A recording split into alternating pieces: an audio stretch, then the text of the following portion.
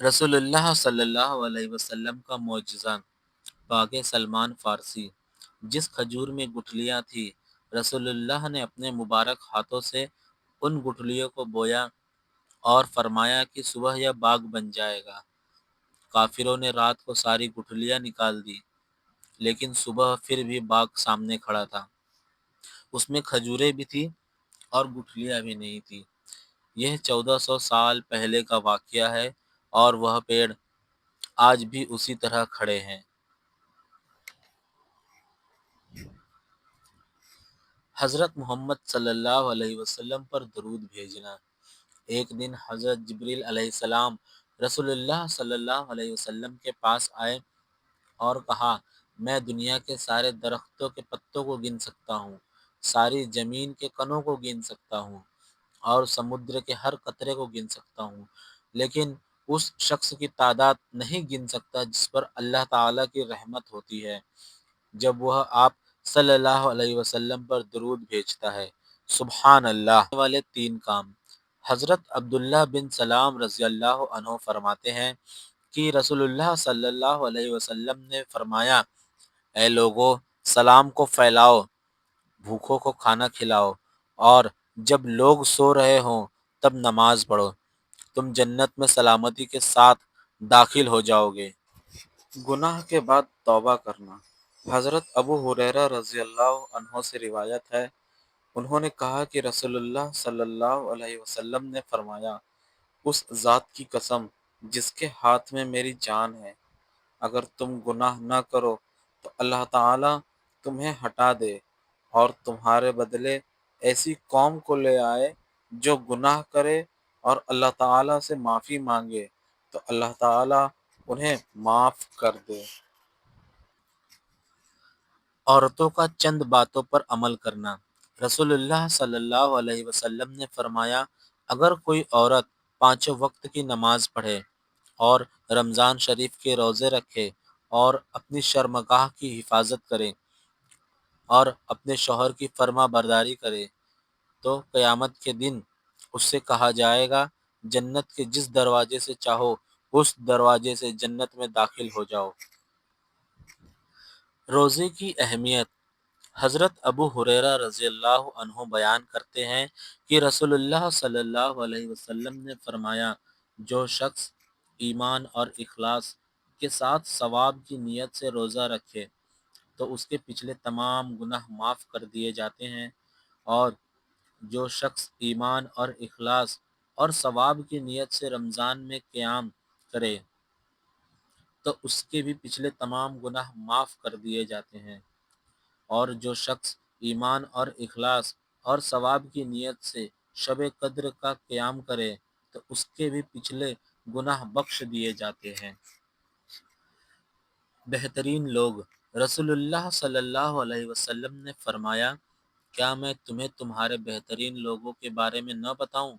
صحابہ رضی اللہ عنہ نے عرض کیا، یا رسول اللہ صلی اللہ علیہ وسلم، ضرور بتائیے۔ آپ صلی اللہ علیہ وسلم نے فرمایا، تمہارے بہترین لوگ وہ ہیں جن کو جب دیکھا جائے تب اللہ یاد آ جائے۔ غصہ مت کرو۔ ایک ویکتی نے نبی کریم صلی اللہ علیہ وسلم سے عرض کیا، مجھے کوئی نصیحت دیجیے۔ نبی کریم صلی اللہ علیہ وسلم نے فرمایا، غصہ مت کرو۔ اس ویکتی نے کئی بار یہی سوال کیا اور ہر بار نبی کریم صلی اللہ علیہ وسلم نے یہی فرمایا، غصہ مت کرو۔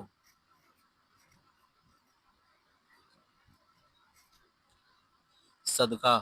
رسول اللہ صلی اللہ علیہ وسلم نے فرمایا، حلال مال سے دیا گیا ایک کھجور جتنا بھی صدقہ ہو تو اللہ تعالیٰ اسے اپنے دائیں ہاتھ سے قبول فرماتا ہے۔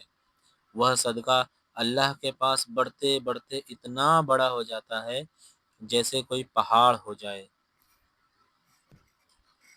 مصیبت۔ رسول اللہ صلی اللہ علیہ وسلم نے فرمایا، جو ویکتی اپنے بھائی کی ضرورت پوری کرے اللہ تعالیٰ اس کی ضرورت پوری کرے گا۔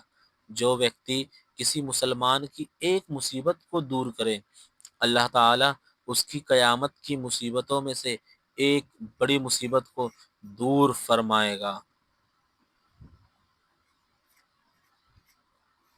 دعا کی قبولیت کے وقت، اذان اور اقامت کے درمیان، تہجد کے وقت، فرض نماز کے بعد، جمعے کے دن کی ایک گھڑی، سجدے میں، سحری کے وقت، روزے کی حالت میں، شب قدر میں، قرآن مجید کی تلاوت کے بعد، سفر میں، عارفہ کے دن، آب جمجم پیتے وقت، میدان جنگ میں۔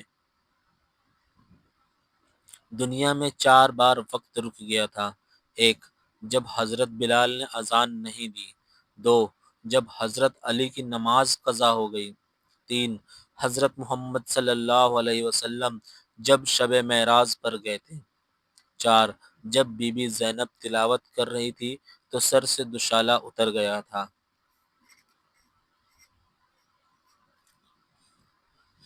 وقت ایسا بھی آئے گا۔ حضرت ابو ہریرہ رضی اللہ عنہ بیان کرتے ہیں کہ رسول اللہ صلی اللہ علیہ وسلم نے فرمایا، لوگوں پر دھوکے سے بھرے ہوئے سال بھی آئیں گے جن میں جھوٹے کو سچا سمجھا جائے گا اور سچے کو جھوٹا، بد امانت کو امانت دار سمجھا جائے گا اور امانت دار کو بد امانت، نالائق اور گھٹیا ویکتی عام جنتا کی نمائندگی کرے گا۔ اچھے حالات کا انتظار بھی عبادت ہے۔ حضرت عبداللہ بن عمر رضی اللہ عنہ سے روایت ہے کہ حضرت محمد صلی اللہ علیہ وسلم نے فرمایا، افضل عبادت ہے کہ انسان انتظار کرتا ہے رہے کہ اللہ تعالی ضرور خوشحالی والا معاملہ فرمائیں گے۔ طلاق شدہ لڑکی، طلاق شدہ لڑکی سے شادی مت کرنا کیونکہ وہ اچھی لڑکی نہیں ہوتی، کیونکہ اگر اچھی ہوتی تو اسے طلاق کیوں ہوتا؟ لیکن یاد رکھو، مصطفیٰ صلی اللہ علیہ وسلم کی 2 بیٹیوں کو بھی طلاق ہوا تھا۔ اللہ کے واسطے یہ بات عام کرو کیونکہ بہنوں کی زندگیاں تباہ ہو رہی ہے۔ طلاق کا واقعہ، حضرت رقیہ رضی اللہ عنہ، ان کا نکاح سب سے پہلے ابو لہب کے بیٹے عتبہ سے ہوا تھا۔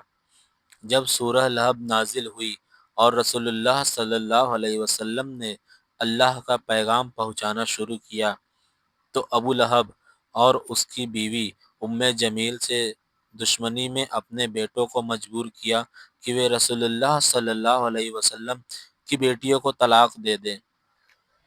لہٰذا عتبہ نے حضرت رقیہ رضی اللہ عنہ کو طلاق دے دیا۔ بعد میں ان کا نکاح حضرت عثمان غنی رضی اللہ عنہ سے ہوا۔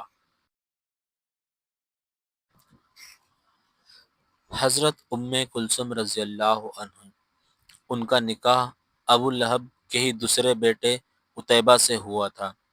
ابو لہب اور اس کی بیوی نے اسے بھی مجبور کیا اور دشمنی میں اس نے بھی طلاق دے دیا۔ بعد میں حضرت رقیہ رضی اللہ عنہ کے انتقال کے بعد رسول اللہ صلی اللہ علیہ وسلم نے حضرت ام کلثوم رضی اللہ عنہ کا نکاح بھی حضرت عثمان رضی اللہ عنہ سے کر دیا۔ اس طرح حضرت عثمان رضی اللہ عنہ کو جن نورین کہا جاتا ہے کیونکہ انہوں نے رسول اللہ صلی اللہ علیہ وسلم کی 2 بیٹیوں سے نکاح کیا تھا۔